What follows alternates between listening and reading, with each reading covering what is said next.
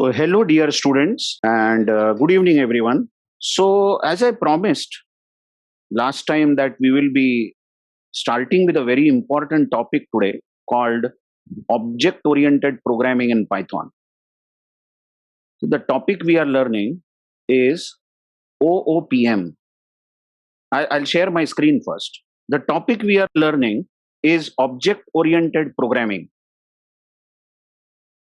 in Python. Now, I don't know how much have you studied about OOPM in the past, object oriented programming, but as a teacher, I will assume that you know nothing about object and class. As I said, I will be assuming that you know nothing about this. So let's start with the two very fundamental words in object oriented programming. You might have heard about these words every now and then: object and class. Actually, the entire topic or entire programming style of object oriented programming revolves around these two words. It says that if you know these two words very well, then you know OPM. That's it. The matter ends. So, what is object and class? Now, this concept is so easy, object and class, that I will write a sentence here. Just a very simple English sentence I will write. And I will ask you a question. Just give your answer in your mind. Don't speak out. Here is the sentence: Samir is human. Just check this sentence. And now my question is, in this sentence, in this sentence, there is an object, and in the same sentence, there is a class. Just check. There is an object and there is a class. Yes, your answer is correct. Although nobody answered it, but I'm sure you already spotted out the object here. Just kept the answer in your mind. Samir is an object. And the class to which Samir belongs is human. This is the class. So, in day-to-day life, we will say Samir is human. But in object-oriented programming style, we will say Samir is an object of class human. Samir is an object of class human, like that. But don't say this in real life to someone. If the listener is not programmer, that person will say that this guy or this girl has gone out of mind if you say something like this in real world. In real world, we will say that Samir is human. That's it. Now, just observe a sentence again. Anmol is human. How do you read this? You say Anmol is an object of class human. But then you just see Dhanashri is human. Is human. But then Dhanashri is an object of class human. That means there can be many, many objects of the same class. In India itself, if my tally doesn't go wrong, it is around 135 crores objects of class human only in India. By the way, then, why are we talking about this suddenly? Okay, now we have got it that if I say, if I say that BMW is car, then BMW is an object and of class car, isn't it? Or Merc is car. So Merc is also an object of class car. And there can be many such objects of the same class car. But why are we talking about this?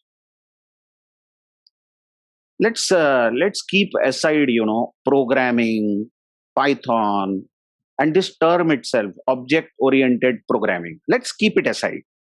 Okay. And let's say your friend says that I like Tom.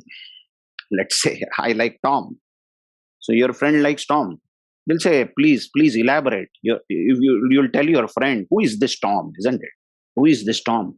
So your friend will say in one statement, Tom is human.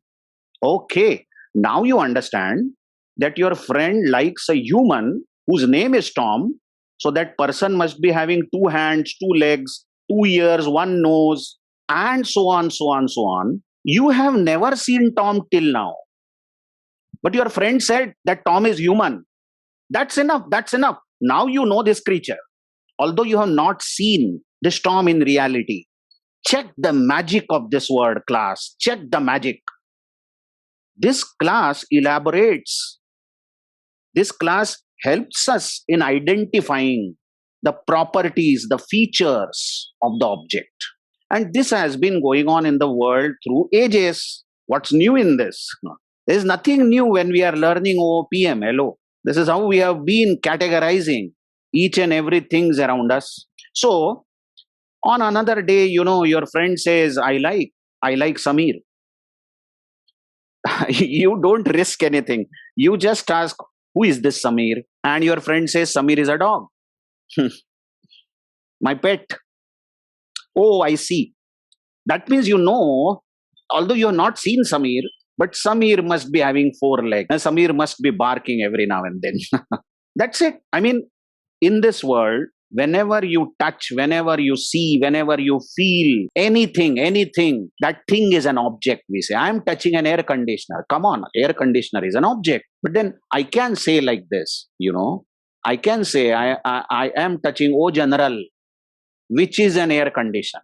So basically everything in this real life is an object which belongs to some class. I have given you a very superficial, this definition may be found in some textbooks or may not be found in some textbooks. Very often, authors will start saying that class is abstract data type, something like that. Abstract data type, which defines state and behavior of objects. And the other definition about object they will give is, object is called instance of a class. Instance of a class. These are the definitions you will see. Now, although the first definition about class, so next time if you're asked what is a class, some solid definition like this, which is catchy, should be given by you. Not like somebody asks you, what is class and object? You say, Samir is human, Samir is object of class human and all that. That is what is needed. This has helped you. If you didn't know what is class and object, this has helped you to some extent in knowing what is class and object.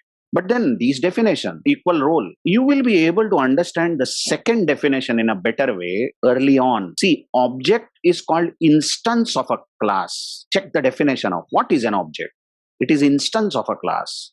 Like Samir is human. So this Samir, is an object. Object is also called as instance. Anything you say, whether object or instance, both are same. Both words are used interchangeably. So we can say Samir is object of human class or Samir is instance of human class. Yeah, clearly. Samir is an instance who got born on 15th February 1971. And I'm sure at this moment also, somewhere in the world, there must be a new instance of human taking birth. So next time, when a new human is born in your family, everybody rejoices, huh? Everybody is in joyous mood. And you just tell that new instance of human has got created. Your family members will definitely get worried about you. What has happened? Why this person is speaking like that? But actually, Almighty created, or this nature created human, and new instances of that human class are getting added every second. So that is why object is called instance of a class. This is so simple. You see, when I say intex, I'm so sorry, we can't use this example because we don't have these type of statements. I'll revert back. I got carried away. Okay. So I hope you know what is meant by object. Object is instance of class. Let's see definition of class. Class is, forget about this word for some time. Just ignore it. But class defines state and behavior of objects. State and behavior of objects. That's the responsibility of the class. Let me check what I am talking about. Now we are talking about class. What did I say? Class is, what is the definition? Class always defines state and behavior. State and behavior. Behavior of whom? Behavior of object. Okay. Now this state is many times called as attributes. So you can also say class defines attributes and behavior of object. This state is many times called as attribute also. Okay. Now I was telling you that this sentence is magical actually, although we treat this so ordinary. This sentence, so what's so special? Samir is human, that's it. But just imagine you are not seen Samir again. Till now you are not seen Samir. But then you ultimately know that Samir must be having gender, male or female. Samir must be having weight, height, correct? Samir must be having blood group, isn't it so? Samir must be having date of birth. All these are attributes, the state of Samir. Obviously, Anmol also has blood group. Obviously, Dhanashri also has blood group. Everyone, whoever is human will have blood group, definitely. But is it compulsory that Samir's blood group is B positive, for your information? That should be Anmol's blood group, and that same blood group should be of Dhanashri also. Everyone will have blood group, but their values may differ, but they have blood group. That's called as attribute.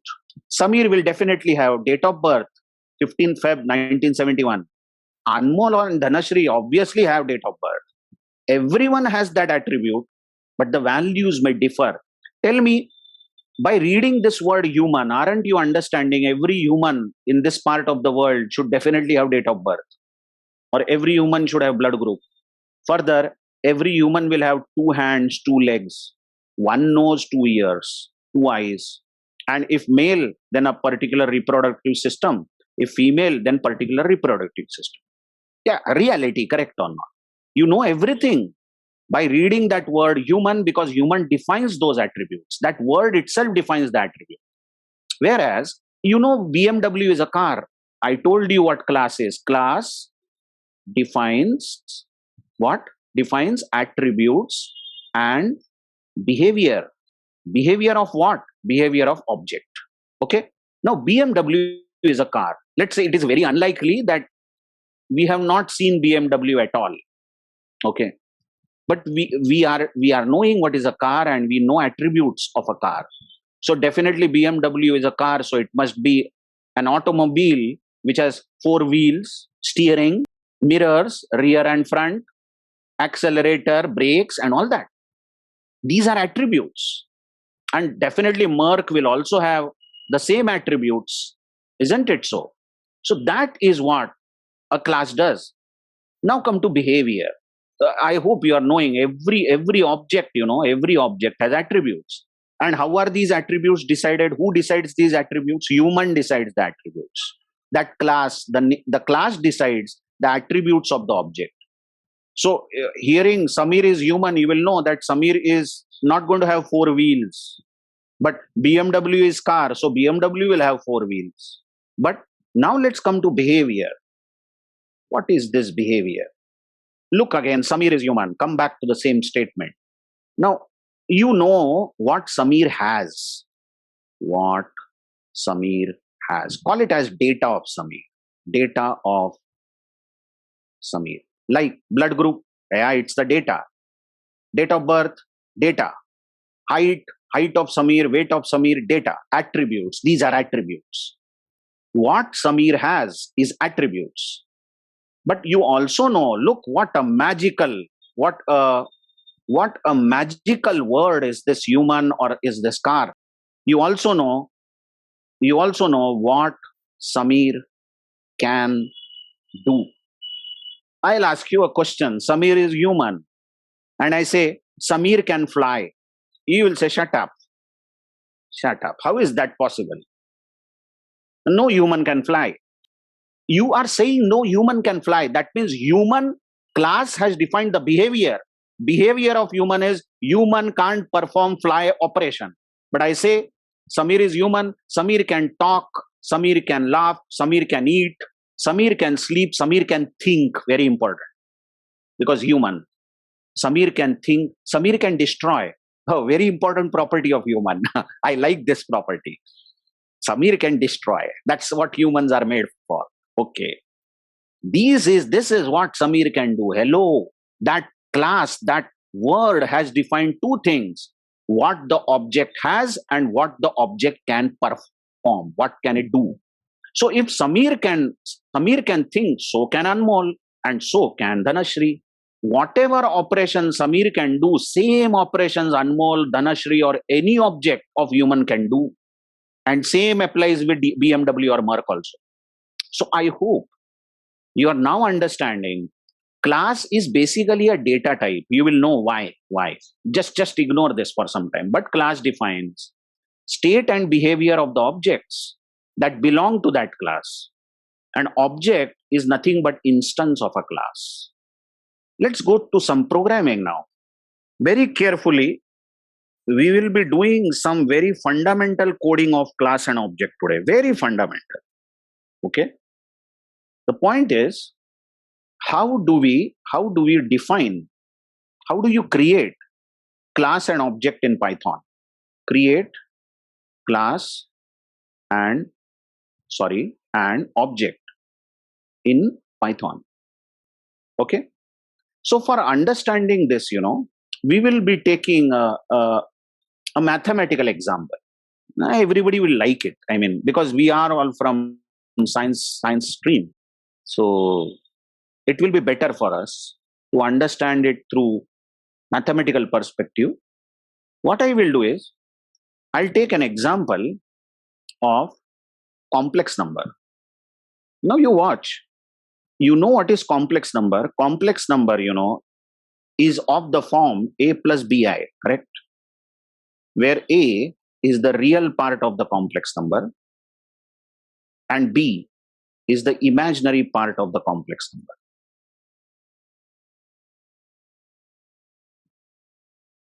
So this is a number which has two parts, real part and imaginary part. So I will take this example. Now, you know that every complex number contains two parts, real part and imaginary part. Okay. Now, you can think of complex number, every complex number as object, which has two attributes.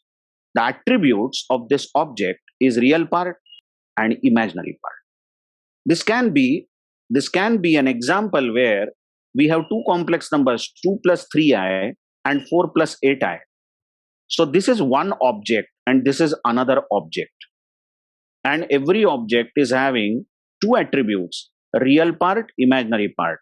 Again, this object is having two attributes, real part and imaginary part. So we can say that every complex number in this world is an object which has two components or two attributes, real and imaginary part. So we'll be using this example. So coming to the point, how do you create a class in Python? Now to create a class in Python, we start writing the word class and write the name of the class. Now name of the class is decided by us, by programmer. And as we are defining a class for complex number, we will define a class called complex. But any name can be given. For example, comp, class comp would be enough. And after this line, there has to be a colon. Just check. This colon will begin the indentation. So if you enter after this colon, if you hit enter, the cursor will be indented. What that means is whatever you are going to write now is inside the class now, because this is an indented code. The older programming languages, or I will not say older, the other programming languages like Java creates the same class by writing class complex, no colon after that, and then brace open, and then brace close in Java, and then you write whatever class contains. But this colon here marks that whatever I am writing in the indented code will become the body of the class. Okay, so this is how you define a class. Class name, and then colon. Now in this class, inside this class, you define methods. In the class, you define methods. Methods means you define functions. Methods, functions, both words are same. So you recall, how do you define function? You use the keyword def and then write the name of the function. You can define any number of such functions. So a class can contain one or more functions. That is methods. Like I am defining two methods here. Okay. First method, I am naming it as setData. Again, name of the method is decided by programmer. You can name the method any way you like. For example, you may define a function called def foo, FOO, any name you can give. setData looks quite good. That's why I have given such a name. And then you know that functions can have parameters. So there is always one parameter called self, always. Now make a rule. Make a rule. Whenever you are defining a function, look, you are defining a function here inside the class. I repeat, if you are defining a function inside the class, then that function must have at least one parameter. One parameter has to be there, and that parameter is SELF, self. And then it may or may not have additional parameters. So minimum one parameter has to be there. Don't worry, I'll tell you what this self means. Very interesting. This is very interesting, but wait for that. I am writing two more parameters here, x comma y. Okay, x comma y. And now I will write colon. Recall, any function definition is terminated with colon so that the lines are indented. Now what does this mean is whatever code you are writing is within the function setData. So setData is a method or a function within the class, and this code that we are writing now is within the setData. Okay, I'll write two lines over here now. Self dot a is equal to x and self dot b is equal to y. So by this time, you know that class has a method called setData, and that setData has three parameters: self, x, y. And it has two lines of code. Self.a is x, self.b is y. Let us now define another function, showData. ShowData. Again, any name can be given to the function. Now what I said is any function written inside the class. Check, showData is a method written inside the class, must have a parameter self and may or may not have additional parameters. This showData does not have any more parameters. And then I will put a colon because this is a function. Function definition terminates with a colon, and after colon the cursor will be indented. And here I will be writing two lines of code. I will say real part in quotation is equal to comma a, and next line I will put is print imaginary part is equal to B. Look what show data is doing, before we see it in action. Just check what show data is doing. Show data is showing the real part and imaginary part on the screen. Whereas what is set data doing? Set data is setting the value of real part and imaginary part. Okay, this completes this class definition. So what is class containing? It is containing two methods, set data and show data. Okay. Now I will come to main script. I hope you know all these words.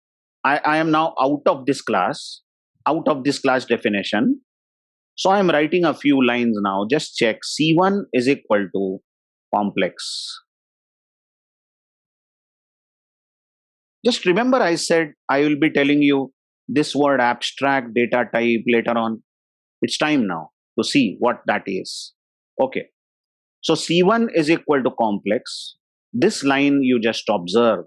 Now here, this line actually means, C1 is object. You can call object as instance also. So what was I saying? This line, C1 is equal to complex means C1 is an object now or instance of class complex. So here is object which I am underlining and here is the class. But you just notice the steps to create an object. I repeat, the steps to create an object is step 1, define a class. Come on, you have to first define the class. So we have defined it, class complex. Second, after defining the class, declare a variable. This is just a variable like X, Y, Z, whatever. And this C1 is actually an object of this class. Just don't ignore, just don't take these brackets lightly. You might feel complex is a class and that's how we have defined it. So you might feel that while creating the object, I'll just say C1 is equal to complex, that's all. No, this is not going to work. In the grammar, and I'll tell you the reason for this grammar also, when we learn constructors in OOPM, there is a concept called constructors. But then right now, you make a note of it, that whenever you are creating an object, you should say that object is equal to instance of the class, but the class name must be followed by the bracket. Okay. Now further, you please try to understand this C1, is an object which will have place in the memory. All these small little technical things, are so important for you to know. Just imagine this is memory of the computer. Okay. And if I ask you, is this class complex? Is this all this material which I have written inside the class? Is this stored in the memory? Your answer should be no. I again ask, is complex stored in the memory? Your answer should be no. Complex is not stored. Now my question is C1 stored in the memory? Your answer should be yes. C1 is stored in the memory.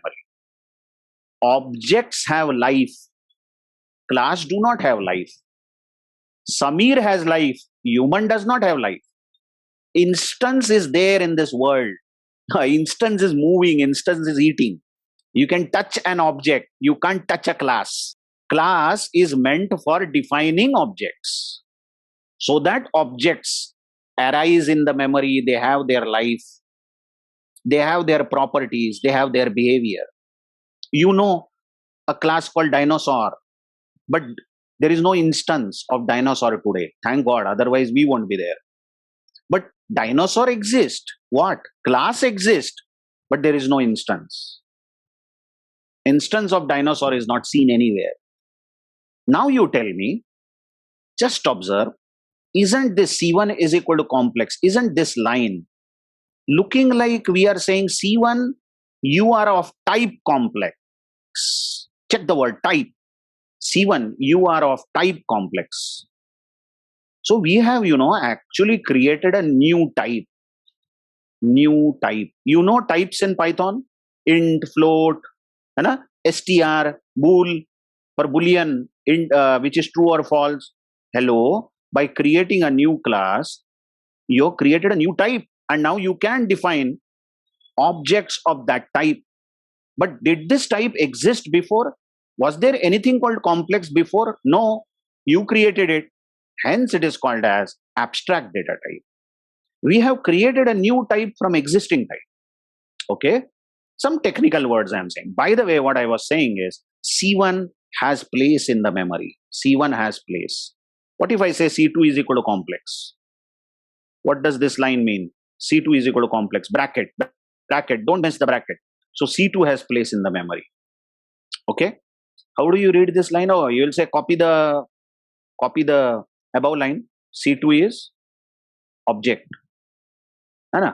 of class complex. Yes, C2 is object of class complex, and C1 is also the same. Actually, this is partially wrong. These two lines are partially wrong. Actually, see, loosely, we can say C1 is object, C2 is object. Yeah, but loosely we can say. And we will be saying that every now and then in OOPM, that C1 is object, C2 is object. But actually, C1 is a reference and C2 is also a reference. That means C1 can refer and C2 can refer to data of that object. We have created placeholders C1 and C2 which can refer to some object, and that object is of class complex. Just check. See, but later on as we proceed, we will be uncomfortable actually to every time say C1 is reference, C2 is reference. We will loosely say C1 is object, C2 is object. But because we are learning, it's so important for all of us to know that actually C1 is not an object. C1 is a reference, like a pointer in programming languages like C, C++. So actually C1, is containing address. C2 is also containing memory address of the data to which it is pointing. Okay.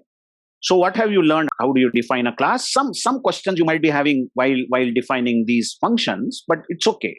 The things will become clear. And now you have known how to create objects. Now just check this. Just imagine I write a line like this. C1 dot set data. Set data. Okay. 10 comma or say 2 comma 3. 2 comma 3. Now be comfortable with this. Just assume that major aspect of OOPM, I'm going to tell maybe 95% of object-oriented programming right now. Okay. People think that object-oriented programming is a jargon. No. We are at it. 95% of the things of OOPM is done. Now you look. Check this line C1 dot set data 2 comma 3. Now this set data is a method. Just check. Set data is a method we have defined inside the class complex. Correct? That means we are calling set data method. This is a function call. Don't forget the fundamental. This is a function call. Set data has been called. Okay. But set data is defined inside the complex class.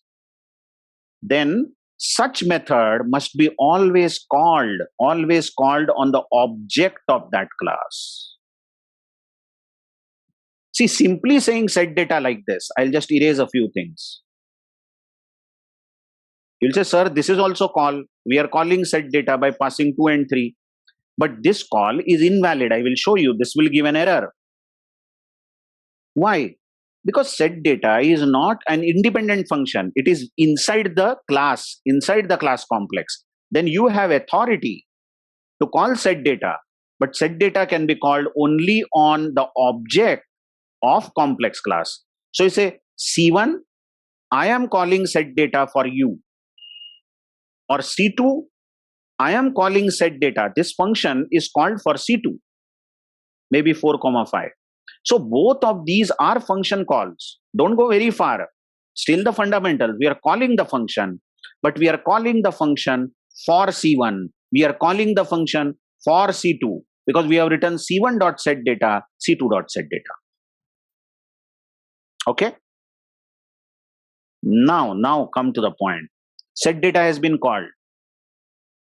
Listen very carefully. You listen. Okay. If you have held patience till now, then your patience is going to give you fruits very soon. Just check. Set data has been called. We have passed 2, 3, two parameters. And remember, set data is called for C1. Set data is called for C1. Never ever forget this.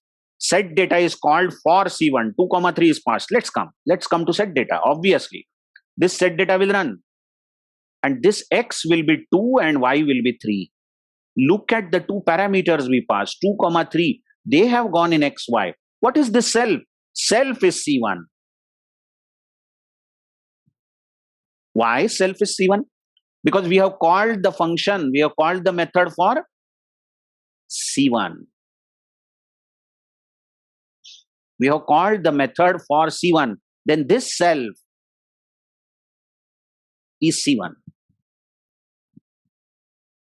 Now, when the function starts, it says self.a should be X. That means C1.a.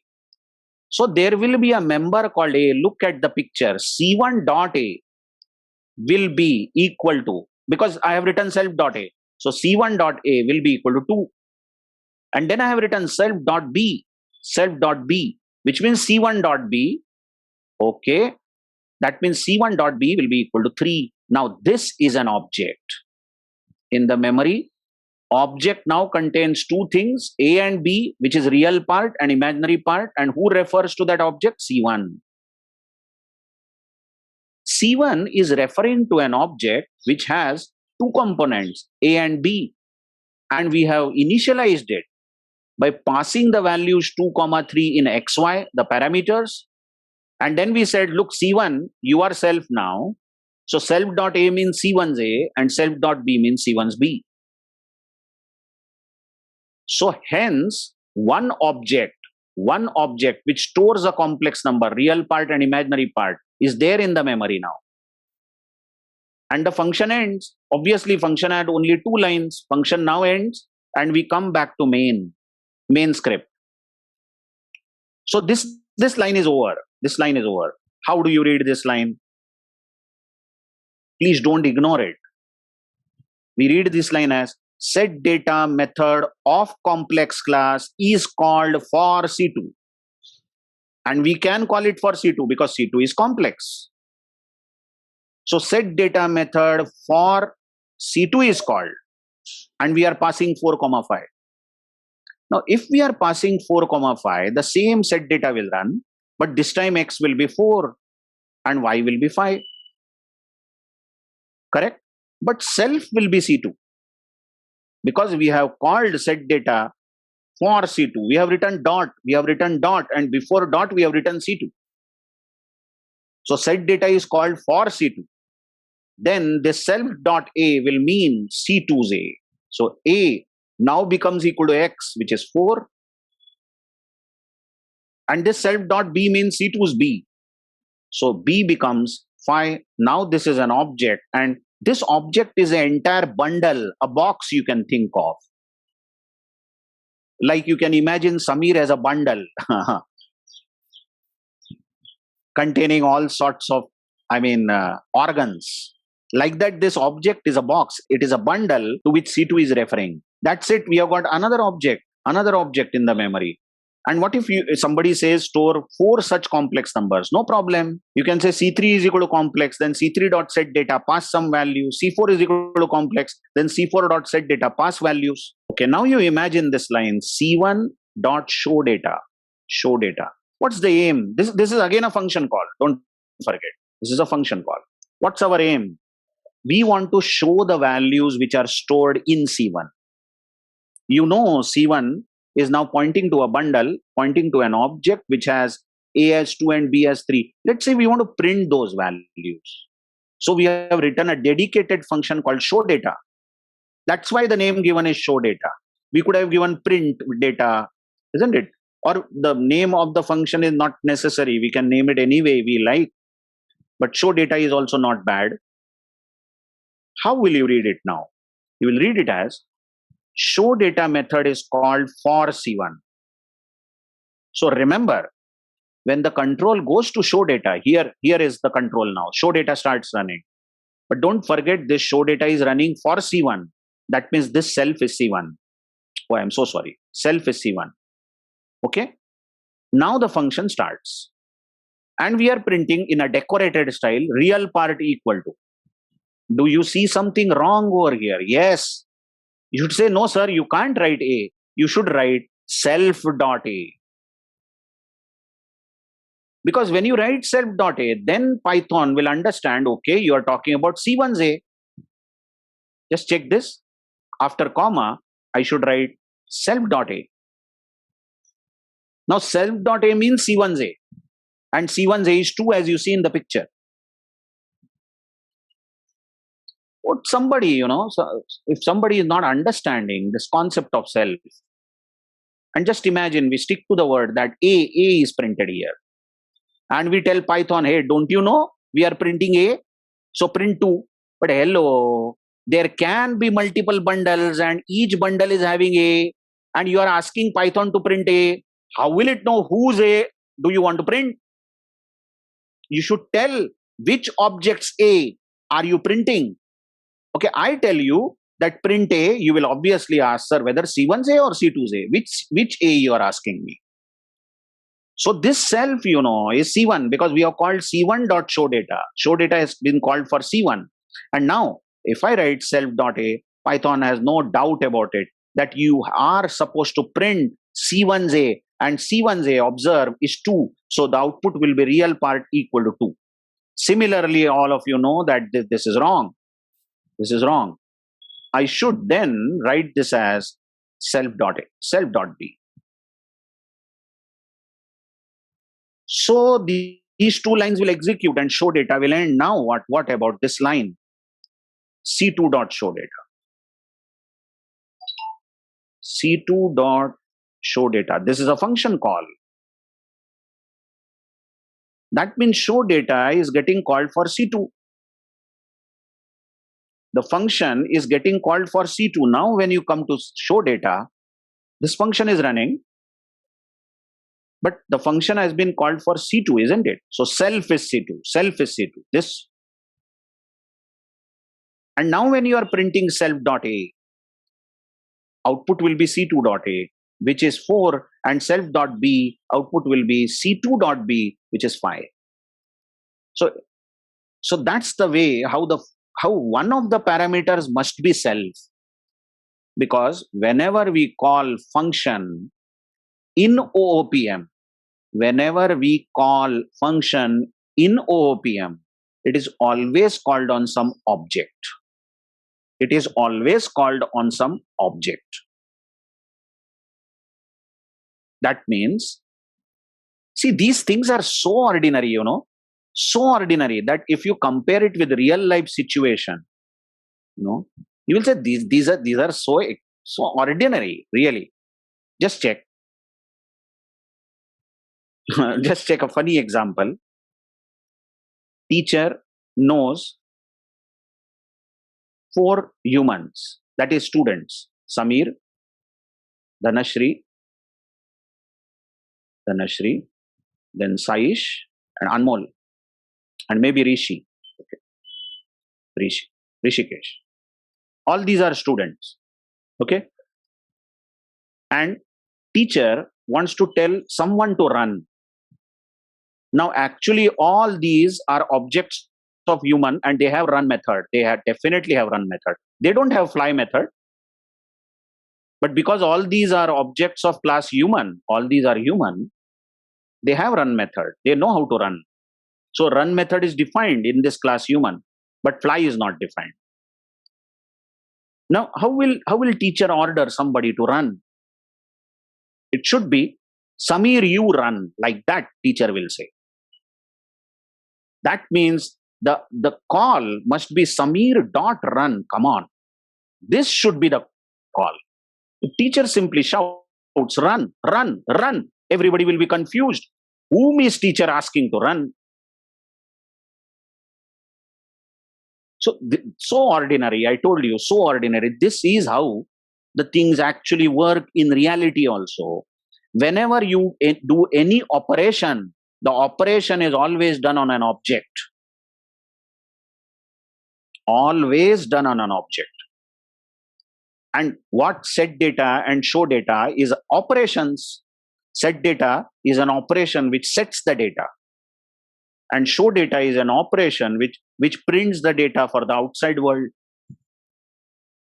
But then when you are doing these operations, you should clarify that you are doing this operation for which object. Okay. I hope I have justified a few things.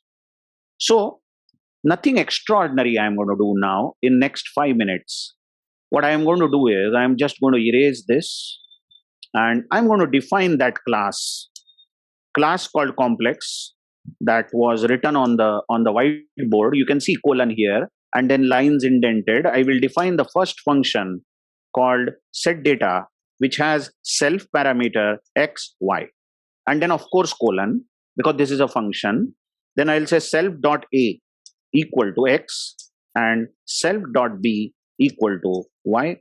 That's it. So the real part A and imaginary part B has been set to X and Y.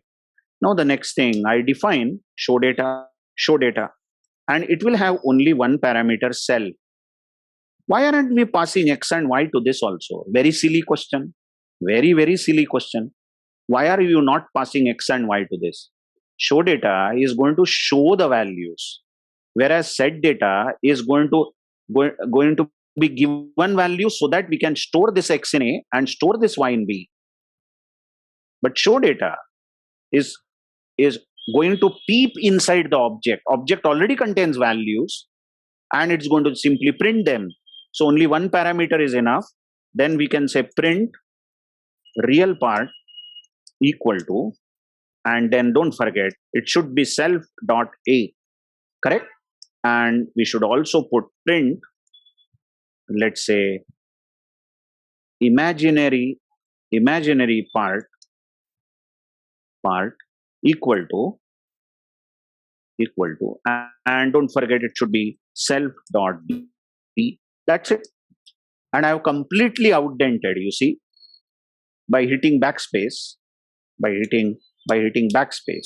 So I'm outside this class now.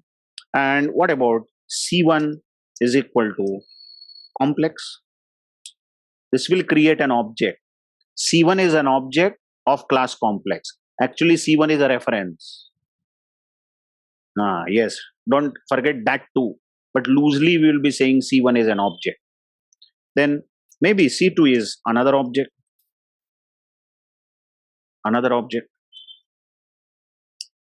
Now, what if I say C1 dot set data 2, 3 and C2 dot set data 2, 3. Both C1 and C2 will now refer to an object which has A and B. And what if I say C1 dot show data and C2 dot show data? We change these values. Anyway, same values are also okay. 4, 5. So this show data is going to show real part is 2 and imaginary part is 3.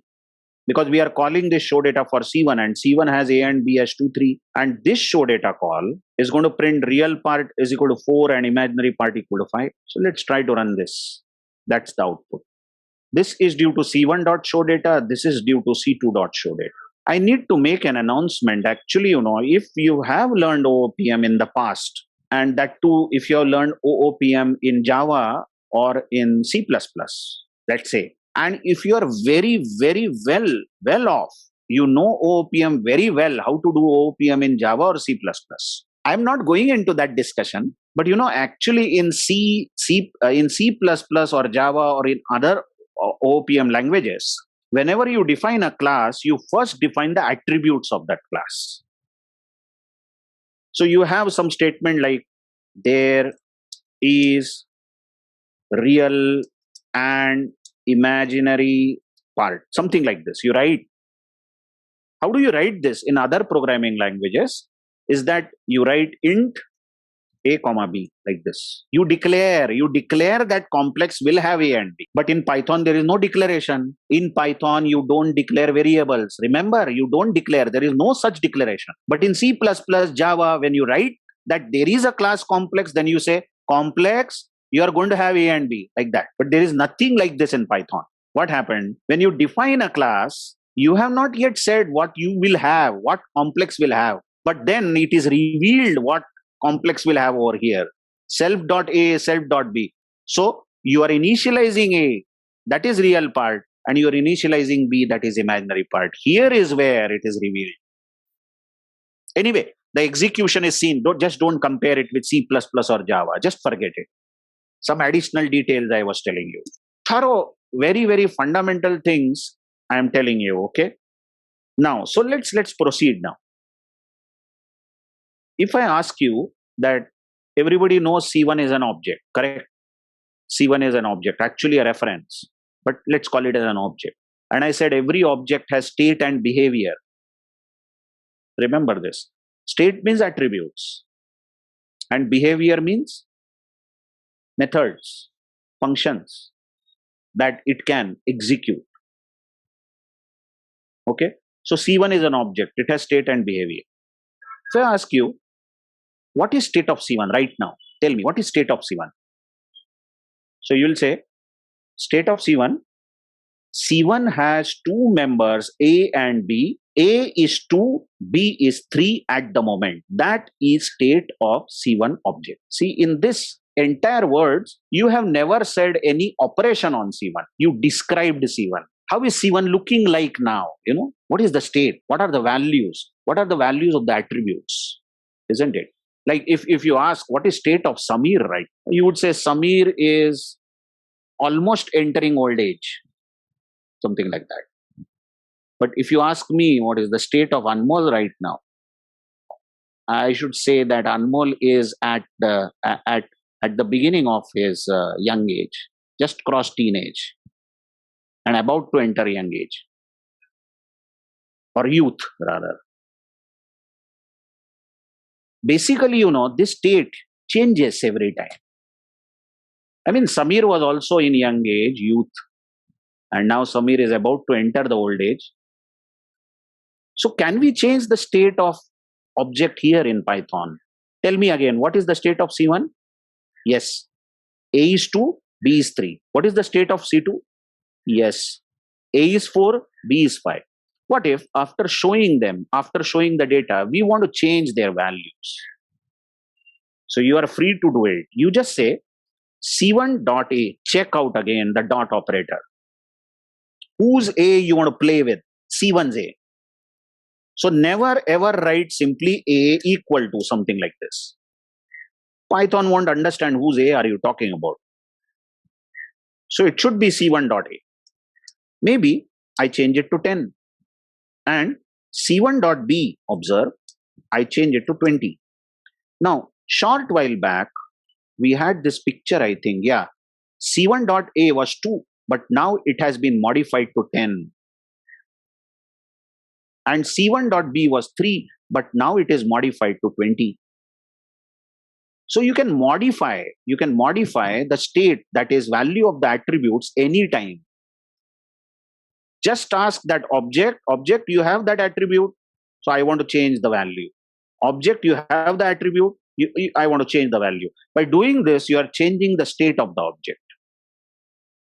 So let's prove this, I mean. What I will say, print values after modification. Values after modification, and I will call C1.showData. Yeah, that's the way, correct or not? We will call C1.showData. I hope you will agree, because I want to show A and B of C1. So check it out again. ShowData is called for C1. ShowData is called for C1. this show data is running for C1. That means this cell is going to be C1. So this self dot A is C1's dot A, but this time it will print 10. And this self dot B is C1's B. So this time it will print 20. Because the values of C1 dot A and C1 dot B have been modified. So what if I run this? Check. The first output here, real part, imaginary part, is the result of C1 dot show data after setting. The second output here, real part 4, imaginary part 5, is the result of C2 dot show data. Whereas values after modification, you can see real part is 10 and imaginary part is 20. That proves that we have peeped inside the object C1 and we have changed the values. This is the way how you can modify the state of the object anytime. Okay, but behavior of the object cannot be changed. I mean, the operations that you can perform on the object cannot be changed. If you want to change them, you will have to change the class. Why? Because behavior is defined inside the class. You will actually have to go to the class definition and add some behavior or remove some behavior. For example, if tomorrow human starts flying, then in the class human we will have a method called fly, but at least at the moment we don't have that method. So this is the way how you can change the state of the object. Okay. I hope you got this much. Now, something about this C1 and C2 I would like to speak. You recall I first said this line C1 is equal to complex bracket means C1 is object. You recall? Then I said no, C1 is reference, and this reference refers to a bundle which contains the attributes, and attributes have data. You recall? I want to talk about this C1 and C2. Okay. So to talk about this, let's go to our code. Okay. And let's play with this. I'm just erasing a few lines. Okay. Let's play with this code. You know, C1's data is 2, 3, C2's data is 4, 5, then we are printing 2, 3, 4, 5. Okay. Now imagine I say C1 equal to C2, like this I say. Just check the statement.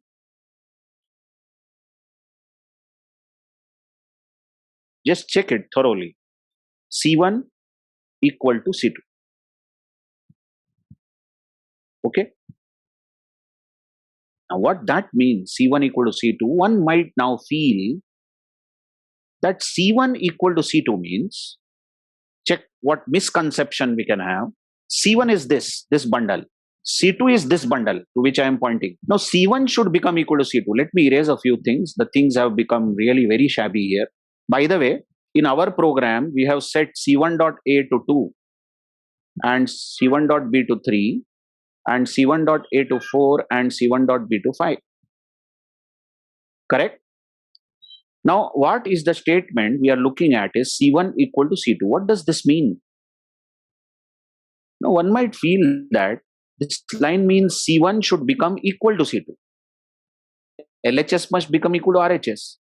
So C1 should become equal to C2. And one might feel, okay, C2 is 4, 5. Look, C2 is 4, 5. So C1 should also become 4, 5.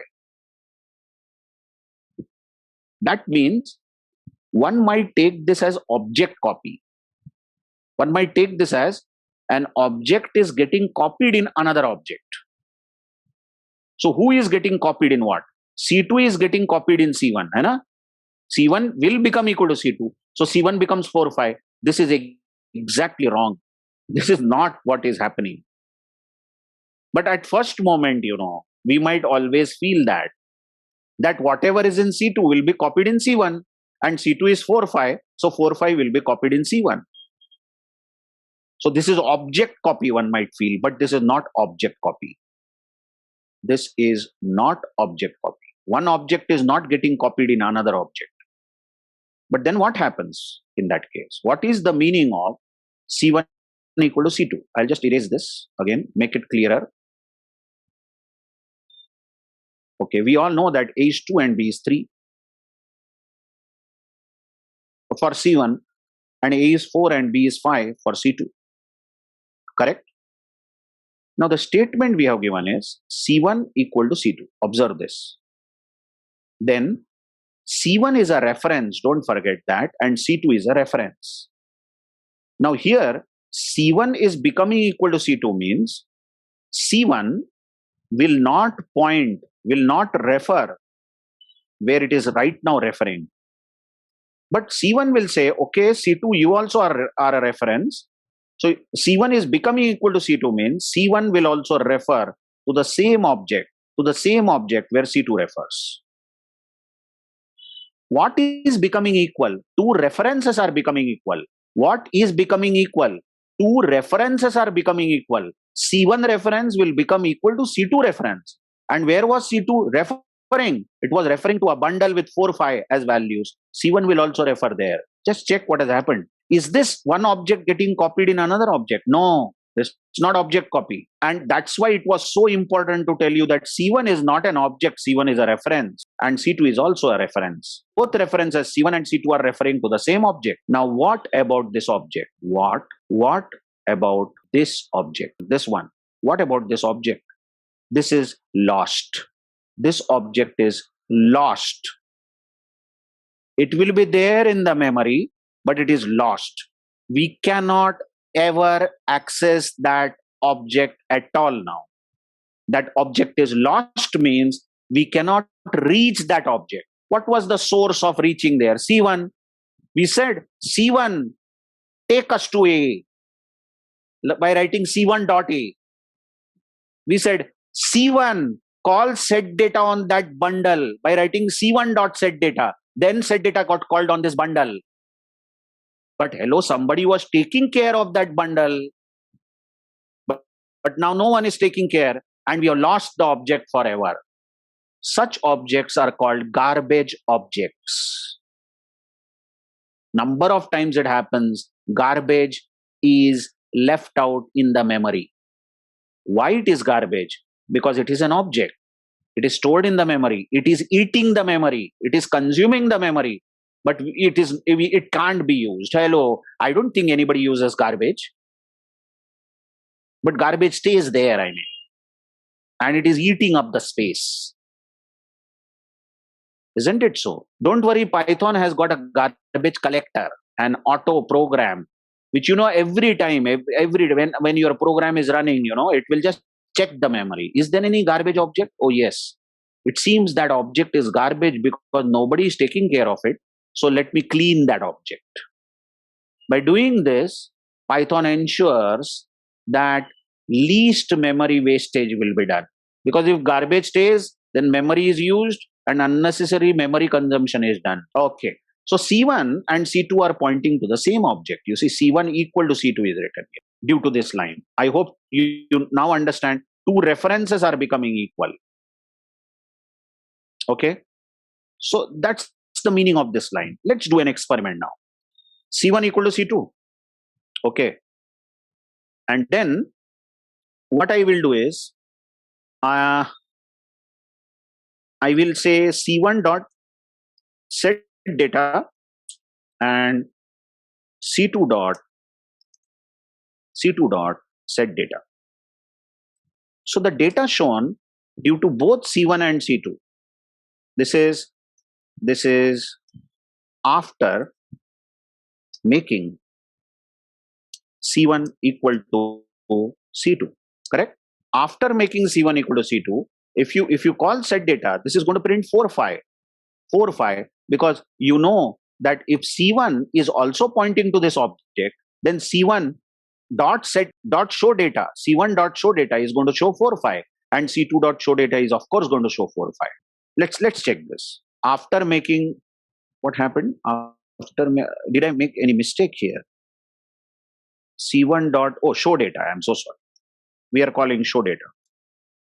We want to print the data after making C1 equal to C2. Okay. So these two outputs confirm after making C1 equal to C2, see that C1 is 4, 5, C2 is 4, 5. But then anybody would feel that because C1 is having same data as C2, anybody would feel that that means these values have become 4, 5. No, no, no. This original bundle where C1 was pointing has got lost. And we are getting same values because both the references are pointing to the same object. Okay, let's prove it more. Let's have fun here. Suppose I say C1 dot A is equal to 100 and C2 dot A is equal to 200. C1 dot B. C1 dot B is equal to 200. Now, you know what has happened due to this line C1 equal to C2. Everybody knows what has happened due to this line. C1 dot A should become 100 and C1 dot B should become 200. That means please try to understand that these values are now changing. You just check C1 dot A becomes 100 and C1 dot B becomes 200. Just check this. That means, hello everyone, C2 dot A is also 100 and C2 dot B is also 200 because both references are pointing to the same bundle. We can prove this. Look, I have changed C1, but what if I print C2? C2 dot show data. Now I am printing C2's data, but I will get 100 and 200 as the output. Check the last output, 100, 200, but I have printed C2. I have not printed C1. That proves that C1 and C2 are pointing to the same object. All this was to prove that when you make two references equal, then both references point to the same object. So any changes made via one reference will obviously be seen by other reference also. Okay. Don't worry, I will be sharing a notebook for this also. All these definitions, what is class, what is object, what do you mean by this line? This line creates a reference, an object is created, and so on. All these definitions, these notes, these examples have been given in that notebook. And you can later on enjoy reading it. So very, very tiny fundamentals. Till now, I have told about class and object. Let's try defining just like that now. Let's try to define a class for employee. Okay, I'll better do it here in the new tab. Just insert more tabs. Okay. Let's try to define a class called for employee. So I'll write employee as the class, colon. Now, whenever, in other OPM languages, but you see how the things are actually there, whenever I ask you, imagine an employee, then you will surely say, okay, employee must be working in some organization and employee must be having some number. We call it as employee number. Then employee must be having name, come on, of course. Then employee must be having salary. That's what he or she works for. So ultimately, whenever employee word is there, you first think of attributes of the employee. And that is what the other programming languages used to do. Whenever you define a class, you write, okay, this will have emp number, integer. Then it will have name, character. What employee has is written first. But there is no such thing in Python because Python doesn't do any declarations. It says simply use variables. So what class in Python will contain? Any class in Python will contain methods. That's it. That is functions. Let's define one function called setData. And we'll write self.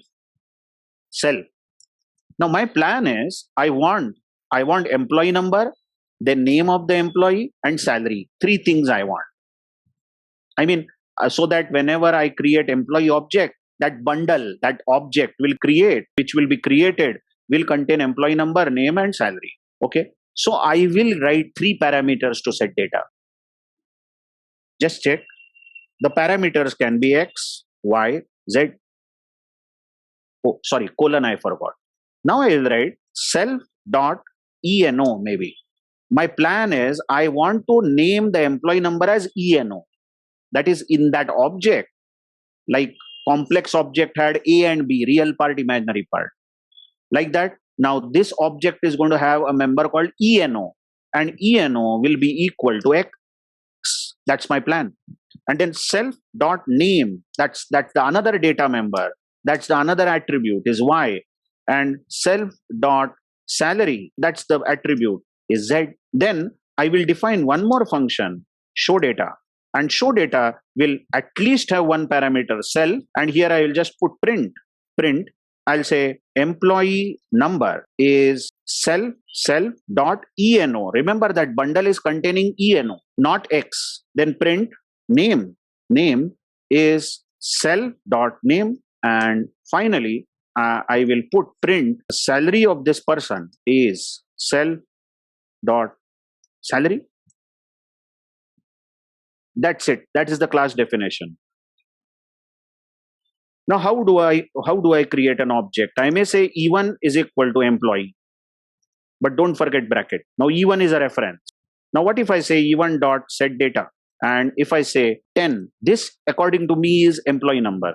Name, I want name to be string, so I'll say name is Samir, and then salary maybe 5 lakh. Isn't it so? I can create any number of such employees as saying E2 is equal to employee. Then I can set E2 dot set data, and maybe the data is employee number is 11 and name, let's say, is ABC, just an arbitrary name, and salary is, let's say, 2 lakh. So anytime we can call E1 dot show data. This will show the data to which E1 is pointing. E1 is a reference, and E2 dot show data. This will show the data to which E2 is pointing. So that's it. Some okay. That's not a big deal. Okay. Oh, some spell mistakes. This is it. This is our E1 employee and this is our E2 employee. We can create any number of such employees. The point is that you don't need to name these parameters as XYZ. No need. You can name them as ENO itself. ENO, name, salary. If you want, so that you can say self.eno is ENO and self.name is name and self.salary is salary. Whatever you like, I mean. But writing XYZ is bizarre actually, What happens is P, Q, R, Z, P, L, M, N, O, P, like that you name the parameters. This is so readable. That this is employee number and this employee number will be stored in self-employee number. This name will be stored in self-name, like that. This still runs, obviously. So another class we have defined, just as a practice, that how can we define an employee class? Okay. Now, number of programs, you will see of machine learning are written without class, without object. They never use OOP. I mean, most of the authors, but there are many authors who use OOPM, object-oriented programming, while implementing machine learning. Okay, so we will have two versions actually. When we see some implementation of machine learning program or algorithm, we implement some algorithm. We may write it without class and object. Just don't use OPM at all. Don't create any class, don't create any object. But wherever necessary, what necessity that we will see, we will create a class and then we will create an objects. And every time, I will give you a reference that this is a class, this is an object. Now, the big reference I can give now at this moment is, imagine A is 10, 20, 30, 40, 50. I'll ask what is A. You will say A is a list of 5 numbers. I will say A is a reference of class list. So list is a inbuilt class which refers to an object which stores 10, 20, 30, 40, 50. So basically what A is definitely a list. So loosely we say A is a list, isn't it? But actually A is a reference and it refers to an object which stores collection of numbers 10, 20, 30, 40, 50. Like C1 was referring to a bundle which was having A as 2, B as 3. So C1 was a reference of class complex. Like that, A is a reference of list class. So that's why, you recall, long back we had this discussion, Suppose if I say print type of A. Yeah, data type. What is the data type of A? We want to print type of A. This is going to print class list. So A is basically an object. No, you will shout, no sir, A is not an object. A is a reference. Okay, but we can loosely say A is an object. Actually, A is a reference pointing to an object of class list. Hundreds and thousands of places, from where we will proceed. We will say, oh, this is an object.